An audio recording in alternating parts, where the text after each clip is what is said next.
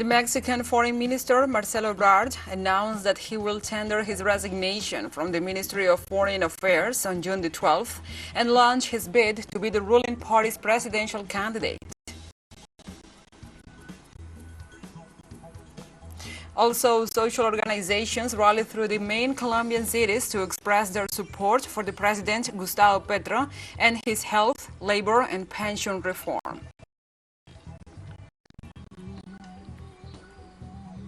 Protests against the removal of fuel subsidies in the city of Huambo in Angola escalated into deadly conflicts between taxi drivers and the police, resulting in 5 fatalities and 8 injuries. From the headquarters of TeleSUR English in Havana, Cuba, this is From the South. I'm your anchor, Gladys Quesada, and these are the news. On Tuesday, the Mexican Foreign Minister, Marcelo Ebrard, announced that he will tender his resignation from the Ministry of Foreign Affairs on June the 12th and launch his bid to be the ruling party's presidential candidate. Marcelo Ebrard formally announced his intention to be Morena's presidential candidate at a time when the race among the aspirants to the official candidacy has increased its intensity. The resignation to the public offices held by the candidates is one of the conditions raised by the President Andrés Manuel López Obrador during the meeting he held on Monday together with the aspirants to be a presidential runner for Morena party. The national president of Morena, Mario Delgado, informed that the election of a candidate will take place next Sunday. The contender will represent the Juntos Podemos Historia Alliance, also integrated by the Partido del Trabajo and the Partido Verde Ecologista de México. I have decided to request and submit my resignation to the Secretary of Foreign Affairs as of Monday, June 12th, next week, with the purpose of dedicating myself fully with joy and resolution to defend the project headed by our President Andrés Manuel López Obrador throughout the Mexican Republic. And social organizations rallied through the main Colombian cities to express their support for the President Gustavo Petro and his health, labor, and pension reforms. In this sense, the head of state urged the citizens to march not only in support of his policies, but also in rejection of impunity over the war crimes.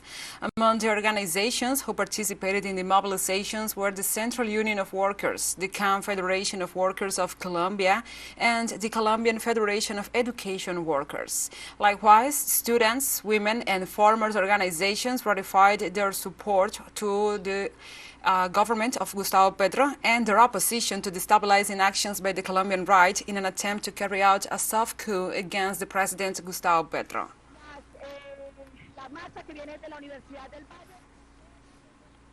On Wednesday, Chile's Constitutional Council will take office to draft a new constitution to replace the one imposed in 1980 by the dictatorship where the foundations of the current neoliberal model are laid. The 51 members of this entity will work on the basis of a draft prepared by a commission of 24 experts who were appointed in equal parts from the chambers of deputies and senators of the National Congress.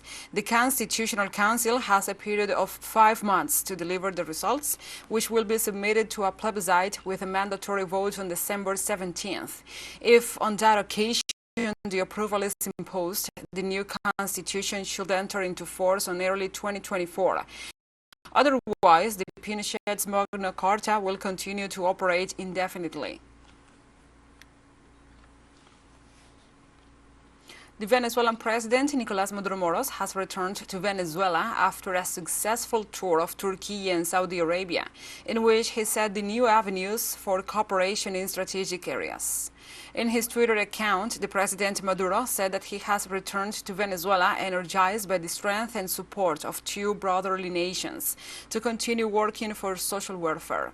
Maduro said he will remain firm in the struggle for the full recovery of the social welfare state built by the Bolivarian Revolution.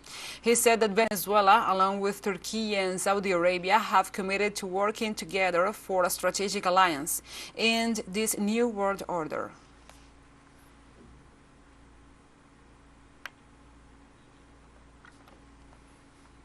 And the authorities of the United Nations Food and Agriculture Organization are in Venezuela to sign cooperation agreements with the government and also to learn about the activities and experiences of popular organizations in the country. Details with our correspondent Leonel Retamal from Caracas. A few months ago, this neighborhood in Caracas was dominated by criminal groups. It is Cota 905, a popular neighborhood in the southwest of Caracas, which has been identified as one of the most dangerous. The FAO regional representative came here to learn about the experiences of its inhabitants. And it has been useful for us to organize and empower our policies in the territory, as always wanted by our eternal president, Commander Hugo Chavez. This is where the territorial organization and the various state programs converge. The community is self-managed, plans for social assistance, food support for pregnant women, and cultural and sports activities, among others. Orientation, talks, breastfeeding. My mission is to empower women in their gestational state so that they can have a painless delivery and have a healthy baby. The community comprises 5 community councils. We also take care of homeless people, of people in transit, of foreigners. We're always ready to provide them with a meal.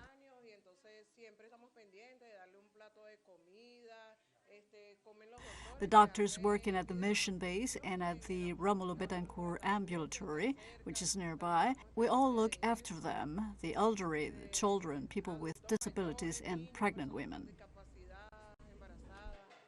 Venezuela maintains cooperation agreements with all United Nations agencies with FAO. They are working on gathering these community experiences together with the government's plans and the general guidelines of the United Nations. For me, having arrived here today has put a human face on the challenge and problems. I have experienced other realities. Providing for people is the most important thing, and understanding the challenge that are being faced is our side of FAO as global agency on food security issues. What you would like to do is to support, and we are going to support as we are supporting the 33 governments of the region to get out of a situation to achieve what is being proposed, which is 2030, so that there is no more hunger and no more poverty. Venezuela has developed its own plans to cope with the effects of the blockade and sanctions in terms of food by distributing food and intensifying its own productions. The fundamental element in the document that we are carrying forward with the FAO is a matter of respect of sovereignty, a matter of seeing. In the case of the FAO, from the point of view of the organization, the United Nations system, of course, the sovereignty, the self-determination of the Venezuelan people. Venezuela, together with FAO, is currently developing 12 national and regional support programs in agriculture, aquaculture, and training, among others. This will be strengthened and deepened until 2027. TeleSUR, Caracas, Venezuela.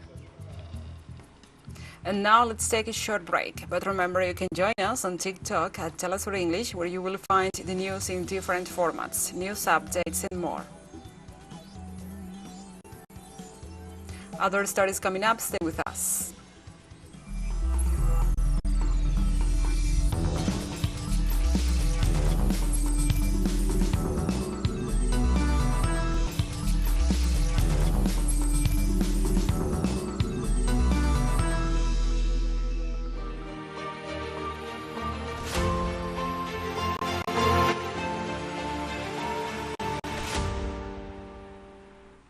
Welcome back.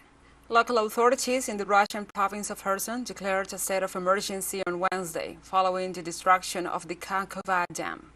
The attacks on the hydroelectric plant early on Tuesday morning have caused massive ruptures and flooding. On this second day of floods, 7 people were confirmed missing and more than 2,500 houses were flooded. The regional authorities have rescued 20 people. The Russian Military Investigation Department has started a criminal inquiry into the terrorist attack. In Novaya Kakhovka, as of Wednesday, the water level has reached 12 meters and 14 settlements are also flooded. China's government on Wednesday expressed deep concern over the destruction of a major Russian dam at the Kakova hydroelectric power plant. Beijing said it feared the humanitarian, economic and ecological repercussions of the incident. All these relevant reports, we express serious concern over the damage to the dam at the Kakova hydroelectric power plant. We are deeply concerned about the resulting humanitarian, economic and ecological impacts, and we call on all parties to the conflict to abide by international humanitarian law and do their best to protect the safety of civilians and civilian facilities. China's position on the Ukraine crisis is consistent and clear on the current situation. It is hoped that all parties will be committed to a political solution to the Ukrainian crisis and will jointly promote the alleviation of the situation. And on Wednesday, Germany and U.S. officials said that Germany is preparing to host the biggest air deployment exercise in NATO's history, a show of force intended to impress allies and potential adversaries like Russia. The Air Defender 23 drill, starting next week, will involve 10,000 participants and 250 aircraft from 25 countries responding to a simulated attack on a NATO member country. The United States alone is sending 2,000 U.S. Air National Guard personnel and about 100 aircraft to take part in the training maneuvers. They said the drill, which will be led by Germany, has been in the making since 2018. Sweden, which is hoping to join NATO, and Japan are also taking part in the exercise.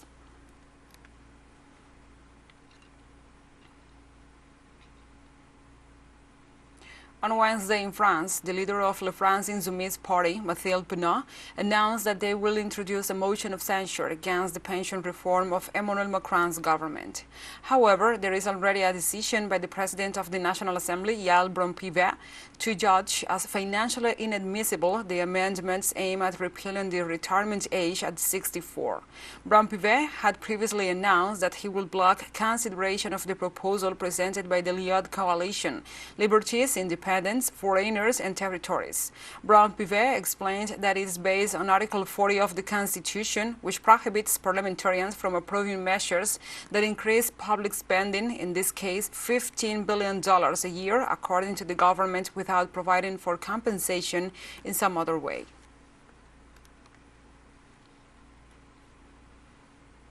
And precisely on Wednesday, the spokesperson of the government, Olivier Véran, after the president of the National Assembly, Yael Braun-Pivet, announced that she will push for the examination of the proposal to abolish the retirement age at 64 years, declared that they will not modify the Constitution to please the opposition.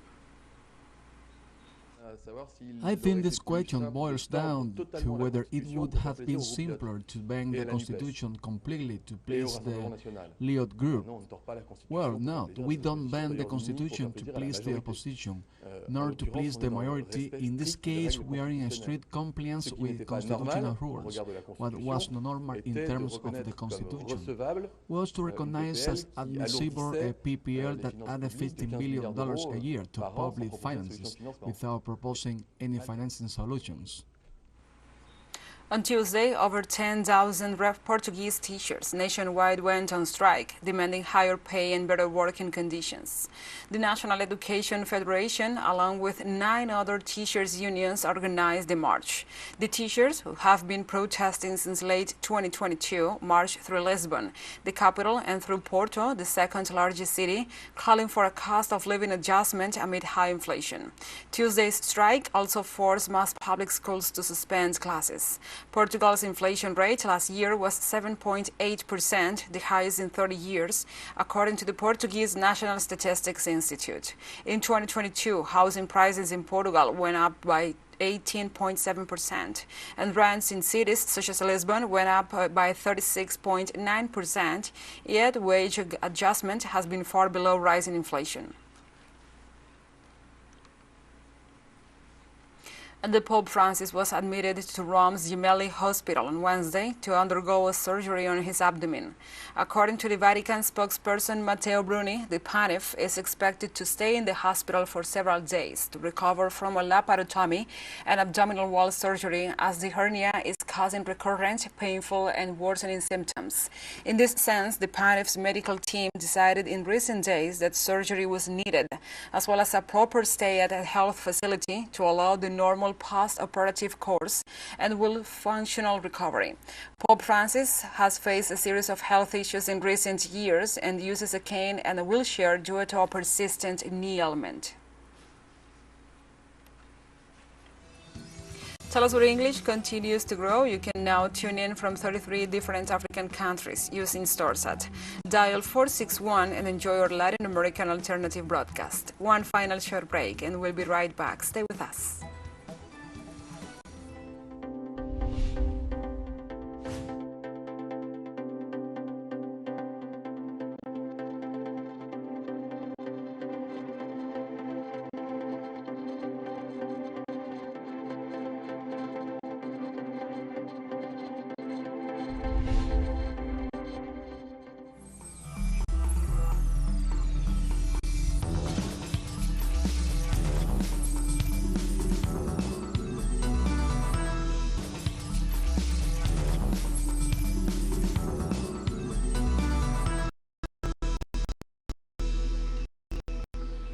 Welcome back. The United Nations said on Wednesday that the reopening of Iran's embassy in Saudi Arabia is helpful for the region. At a daily press briefing, UN spokesperson Stefan Dujarric highlighted as a positive move for the region that both nations are engaged in open and constructive dialogue, especially two countries with so much influence in the area. Iran reopened its embassy in Saudi Arabia on Tuesday after 7 years of closure, nearly 3 months after the two countries agreed to restore bilateral ties under a China broker deal. Let us recall that in March, Saudi Arabia and Iran reached a groundbreaking agreement in Beijing to resume diplomatic relations and reopen their embassies and missions. And after 7 general elections in just a decade, the opposition lawmakers won a majority in Kuwait's parliament on Wednesday, with only one woman elected. The vote came after Kuwait's constitutional court in March annulled the results of last year's election, in which the opposition made significant gains and reinstated the previous parliament elected in 2020. According to the results published by the official Kuwait news agency, opposition lawmakers won 29 of the legislature's 50 seats, with Janam Bushari as the only one woman elected. The latest results has sparked concerns that the legislature may once again find itself locked in disputes with the cabinet, further deepening a political crisis that has delayed reforms and hampered growth. And protests against the removal of fuel subsidies in the city of Huambo in Angola escalated into deadly conflict between taxi drivers and the police, resulting in the 5 deaths and 8 injuries. According to a police statement, a total of 34 people were arrested and 29 motorcycles were seized for direct involvement in the protest. Drivers' unions called on demonstrations against the increase in gasoline prices caused by the cancellation of fuel subsidies and the delay in delivering fuel subsidy cards to them, as was promised by the government.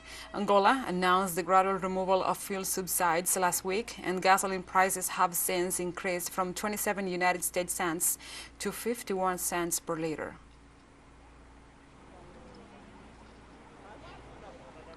Ten people from the Democratic Republic of the Congo have been killed in an army attack on a university campus in Sudan.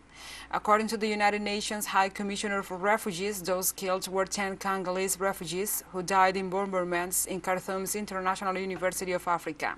In this sense, the UN Refugee Agency condemned the killing, saying that the regular army that dropped the bombs knew there were foreigners inside the university. It also noted that trying to reach survivors who have fled the violence and giving them support is the agency's top priority, as well as the safety and security of all civilians. The recent violence in Sudan has left over 800 civilians dead and thousands wounded since April 15th, while more than 1 million people have been internally displaced by the conflict.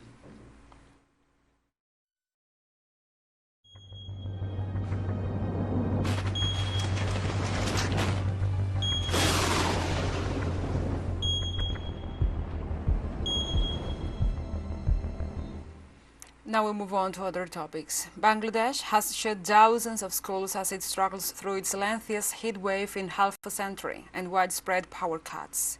According to the nation's meteorological department, temperatures in Dhaka have surged to around 40 degrees Celsius, with the port bearing the brunt of the blazing sun.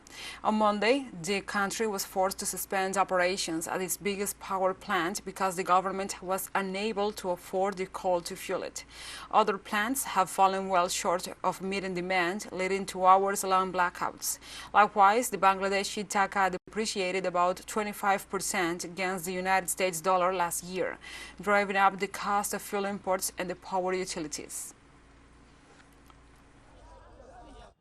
The situation is extremely challenging in this heat. I spend my entire day at work, and when I come back home, there are power cuts. I struggle to get a good sleep and end up staying awake for most of the night. It's difficult to maintain good health in such circumstances. Additionally, we are witnessing a decline in customers during this scorching heat, which exacerbates our problems. I have two daughters, one in grade 1 and the other in grade 7. The grade 1 class has been suspended due to the heat wave, but the grade 7 class is still running as they have ongoing exams. It is crucial to hold the grade 7 class too, because the students are enduring significant hardship in this intense heat. The number of dead and missing from the floods in Haiti has risen. Civil Protection confirms 51 fatalities and 18 missing people. Haitian authorities and the representation of the United Nations remain alert because the rains will continue until Thursday. They will especially affect the northeast and the southeast of the country. The Caribbean nation hit by multiple crises and in the last hours by an earthquake of 4.9 magnitude presented a preliminary balance of the damage caused by the rains, in addition to 140 people injured, and there are almost 40,000 families affected and considerable agricultural and livestock losses. And like this, we have come to the end of this news brief. But remember, you can find this and many other stories on our website at telesurenglish.net. And also, if you feel so inclined, please join us on social media for all the latest news. We are on Facebook, Twitter, Instagram, Telegram, and TikTok. For TeleSUR English, I'm your anchor, Gladys Quesada. Thank you for watching.